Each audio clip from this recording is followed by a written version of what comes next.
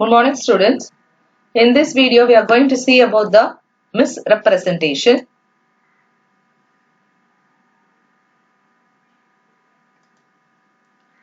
This is meaning of misrepresentation.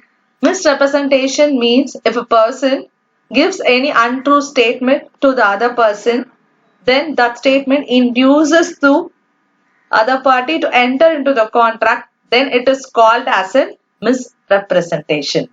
In this misrepresentation, the fact is which is material to the contract.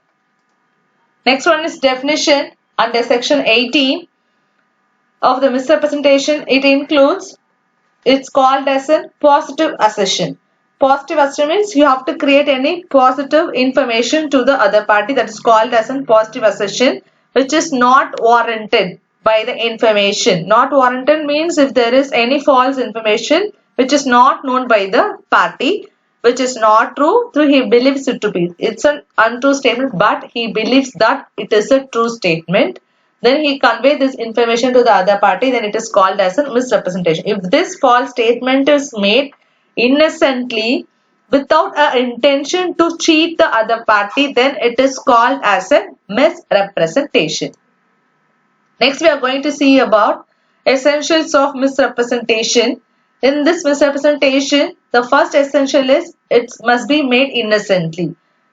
Without knowing that he cheated or some person is called as innocently. Next one is it must have been made by the party believing it to be true. You believe that that information is true, then only you can convey to the other person.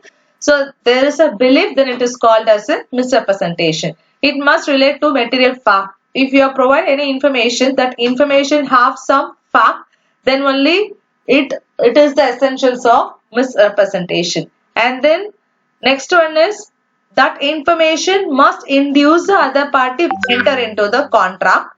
And then in this misrepresentation, if you convey opinions or advice, then it is not called as a misrepresentation.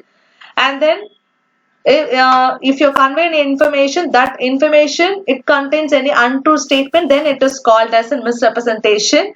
And then if the statement is not related to the country's law, then it is called as a misrepresentation. And then once you enter the contract, if you commit any misrepresentation, then it is not treated as a misrepresentation. If you have to commit any untrue statement, you have to convey to some other person, that must be happened before the contract, then only it is called as a misrepresentation. And the main point is, in misrepresentation, you don't have any intention to deceive the other party. If there is an intention, then it is not called as a misrepresentation. So there is no intention to deceive the other party, then it is called as a misrepresentation. And the next one is consequences of misrepresentation. Once the misrepresentation is made, then you have three alternatives. The first alternative is better you can avoid the contract, and the second alternative is better you are making that contract is valid and you are making that misrepresentation good.